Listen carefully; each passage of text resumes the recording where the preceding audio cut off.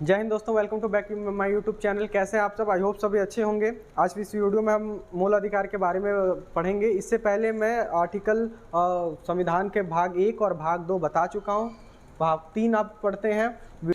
मूल अधिकार में भाग 3 है। मूल अधिकार को संविधान के भाग 3 में रखा गया है और भाग 3 में रखा गया है तो किसी आर्टिकल में भी रखा गया होगा। आर्टिकल 12 से लेके 35 के बीच में आपके मूल अधिकार आते हैं। ये क्वेश्चन पूछता है, ठीक है। ये भी अब ये मैग्ना कार्टा ये पूछता है कि संविधान के किस भाग को मैग्ना कार्टा कहा जाता है। तो संविधान के भाग 3 को क्या कहा जाता है? Magna carta. मैग्ना कार्टा क्या है? मैग्ना कार्टा शब्द का सबसे पहली बार प्रयोग ब्रिटेन में किया गया था, इंग्लैंड में भी किया गया था, इंग्लैंड के ब्रिटेन में, जो एक फ्रेंच भाषा का शब्द है। ये आपको याद रखिएगा। मूल अधिकार कहाँ से लिया गया? मूल अधिकार अमेरिका के संविधान से लिया गया, यूनाइटेड स्टेट अमेरिका के संविधान से लिया गया है, जो किसी एक पर्सन पर लागू होता है, यानी कि किसी एक पार्टिकुलर ग्रुप पे नहीं, किसी एक पार्टिकुलर पर्सन के ऊपर लागू होता है मूल अधिकार, ठीक है। मूल अधिकार को सबसे पहली बार जो है कराची अधिवेशन में 1931 में परिभाषित किया गया था।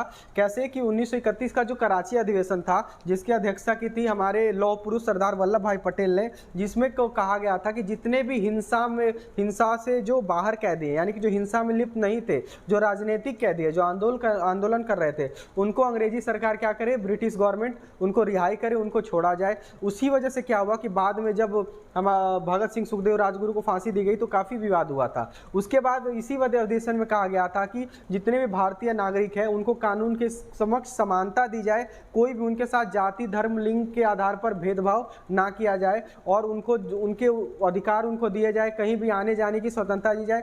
वही चीज़ बाद में जाके संविधान के मूल अधिकारों में सारी सम्मिलित की गई। इसमें आगे आता है कि निलंबन कौन कर सकता है मूल अधिकारों का? तो राष्ट्रपति इसका क्या कर सकता है? निलंबन कर सकता है। जैसे कि क्या आप कहीं प्रोटेस्ट कर रहे हैं, निलंबन जरूरी क्यों है ये मैं बताता हूँ। जैसे कि आप कहीं प्रोटेस्ट कर रहे हैं किसी कानून को लेकर, जब ये ऐसे जैसे अभी एनआरसी सीओ के लेकर प्रोटेस्ट हो रहा था, किसानों के आंदोलनों को लेकर प्रोटेस्ट हो रहा था, उसी बीच कहीं से बाहर किसी देश ने आक्रमण कर दिया। जब बाहर से कोई देश आक्रमण कर देगा और आप अपने ही देश में प्रोटेस्ट कर रहे हैं, तो हमारी जो सरकार है, हमारी जो सेना है, वो दूसरे देश से कैसे लड़ेगी जब अपने ही देश में अशांति फैली रहेगी। इस वजह से कुछ समय के लिए क्या कर सकती है गवर्नमेंट? आपके मूल अधिकारों का राष्ट्रपति सस्पेंड कर सकता है। संसद क्या कर सकती है? प्रोहिबिट, प्रतिबंध लगा सकती है उसके ऊपर। किसके ऊपर? जो कानून आपके मूल अधिकारों का क्या कर सकता है? हनन कर सकता है। जैसे कि अभी क्या हुआ कि अभी हाल ही में तलाक बिदअत, जो 3 तलाक को गवर्नमेंट ने बैन किया, उसके ऊपर संसद ने कानून बनाया। इसीलिए बनाया कि मात्र एक बार प्रोनाउंस कर देने से किसी दूसरे के मूल अधिकारों का हनन हो जा रहा था, उसकी जिंदगी खत्म हो जा रही थी। क्योंकि आर्टिकल 21 क्या कहता है? आर्टिकल 21 आपको निजता का अधिकार देता है, आपको पूरी तरीके से स्वतंत्र जीने का अधिकार देता है। तो अगर आपकी वहां पे स्वतंत्रता का हनन होता है, यानी कि आपके मूल अधिकार का वायलेशन हो रहा है, इस पे गवर्नमेंट ने कानून बनाया, संसद ने कानून बनाया और 3 तलाक को पूरी तरीके से बंद कर दिया। लेकिन कुरान में अभी भी 3 तलाक बिदअत बंद हुआ है, लेकिन तलाक हसन और तलाक अहसन अभी भी बाकी है। ये जानना आपको जरूरी है।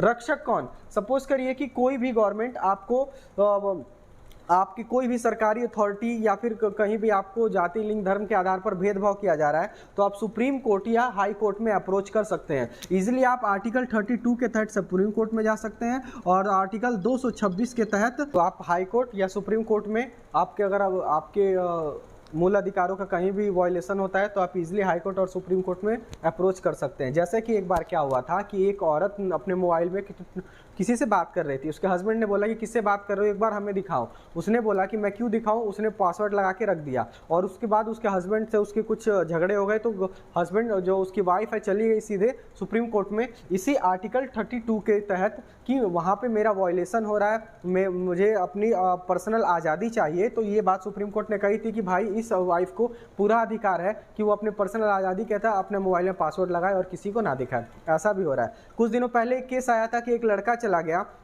हाई कोर्ट में आर्टिकल 226 का यूज करके कि हमारे जो कुछ ऐसे ऐप्स हैं जिससे मैं पढ़ाई करता था, लेकिन कुछ और वीडियो आते थे जिससे मेरी पढ़ाई में नुकसान हुआ और इसलिए मैं इस ऐप के ऊपर या इस कंपनी के ऊपर 10 लाख रुपए का जुर्माना लगाता हूं। तो फिर कोर्ट ने, जो हाई कोर्ट ने, उल्टा उस लड़के के ही ऊपर जुर्माना लगाया लगभग 1 लाख रुपए का कि अगर तुम उस ऐप से डिस्टर्ब हो रहे थे तो किसी और ऐप का यूज क्यों नहीं कर लिया तुमने? उस ऐप से पढ़ने की क्या जरूरत थी? तो ये कुछ ऐसे केसेस हैं जो लोग, देखो कानून का मिसयूज करने वाले भी बहुत सारे लोग हैं जो अपने अधिकारों का मिसयूज भी करते हैं, लेकिन उसके लिए गवर्नमेंट है, हमारा कानून है, संसद है, राष्ट्रपति है। तो आई होप ये को आपको समझ में आया होगा। ये चीज़ है कि यूएसए के, और आगे हम देखते हैं कि यूएसए से तो लिया गया है, और ये लागू कौन कौन करता है, तो ये पब्लिक, गवर्नमेंट, कोई भी आपसे इसे छीन नहीं कर सकता। ये सबसे इंपॉर्टेंट चीज़ है कि पब्लिक हो या गवर्नमेंट हो, ये आपसे छीन नहीं सकता।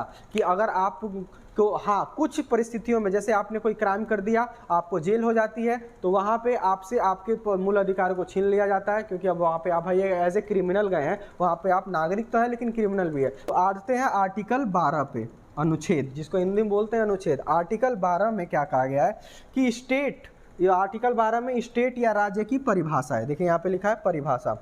अब ये स्टेट और राज्य क्या होते हैं? आप जानते हो कि हमारा देश राज्यों का एक संघ है। संघ राज्यों का एक क्या है? हमारा संघ है, हमारा देश।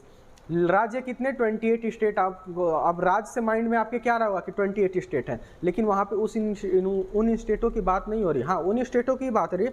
उसके साथ स्टेट या राज्य सारी अथॉरिटियाँ, जितने भी गवर्नमेंट या प्राइवेट अथॉरिटी या जो गवर्नमेंट से अफिलेटेड है, चलती हैं। जैसे कि आपका या तो ये थाना विभाग हो गया, पुलिस विभाग हो गया, या फिर बिजली विभाग हो गया, ये सभी अथॉरिटियाँ स्टेट के परिभाषा में ही आती हैं। यानी कि ये आपके साथ कभी भी आपके फंडामेंटल राइट्स में कटौती नहीं कर सकती। हाँ, कुछ कानून बना सकती हैं जो जरूरी है समाज को एक बराबर लेके चलने के लिए। ठीक है, ये होता है स्टेट और सेंट्रल। आर्टिकल 13, आर्टिकल 13 क्या कहता है, ध्यान से समझना इसको। डेरोगेशन, डेरोगेशन का मतलब होता है अल्पीकरण, हिंदी में बोलते हैं इसे अल्पीकरण।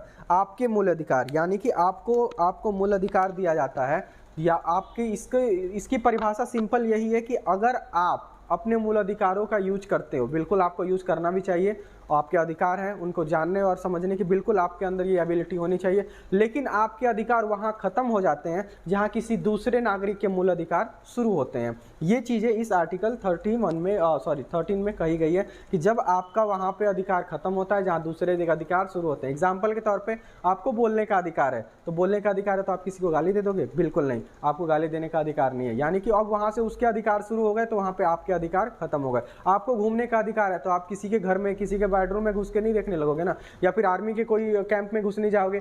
तो वहाँ पे ऐसे ऐसी जगह पे आपके मूल अधिकारों की कटौती हो जाती है। वह ये कहता है कि जहाँ से आपके दूसरे नागरिक के अधिकार शुरू हुए, आपके अधिकार खत्म हो गए। इसमें सेकंड क्या कहता है, यही आर्टिकल 13 में ही, इनकॉन्सिस्टेंट या इनकॉन्सिस्टेंट, इसका मतलब क्या होता है कि जितने भी कानून, हमारा संविधान लागू कब हुआ था? 26 जनवरी 1950 को लागू हुआ था। यही कहता है कि 26 जनवरी 1950 को जब हमारा कानून लागू हुआ, तो जितने भी कानून 26 जनवरी 1950 से पहले थे वो अभी भी लागू रहेंगे।